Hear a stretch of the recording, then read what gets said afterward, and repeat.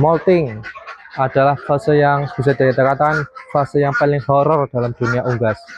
Baik burung, itik, bebek, ataupun ayam yang penting unggas, fase molting adalah fase yang paling horor. Bisa kenapa dikatakan paling horor? Karena di fase ini mereka butuh banyak nutrisi, sedangkan hasil produksi mereka itu akan menurun drastis. Lantas apakah karena mereka turun, produksi mereka turun, kita harus memperlakukan mereka berbeda, misalkan dengan mengurangi pakan atau mengganti pakan yang lebih murah atau yang menurunkan protein? Tidak bisa. Dan sebenarnya di fase molting ini adalah fase yang paling dilema di antara para peternak. Karena apa? Karena pakan yang mereka butuhkan, nutrisi yang mereka butuhkan lebih banyak dan berbanding terbalik dengan produksi yang mereka keluarkan. Di fase molting ini, produksi akan turun drastis, tetapi nutrisi yang mereka butuhkan itu lebih banyak. Jadi, biasanya keberhasilan para perawat unggas itu ditentukan setelah molting, karena biasanya mereka tidak sabar ketika molting langsung di afkir, molting afkir.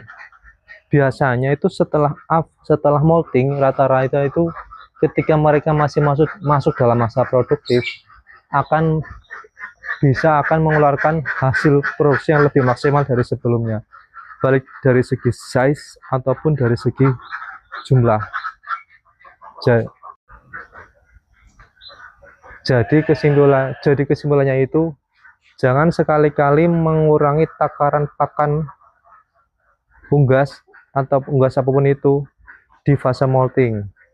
Ketika kita masih ingin memelihara mereka, belum kepengen melakukan proses afkir.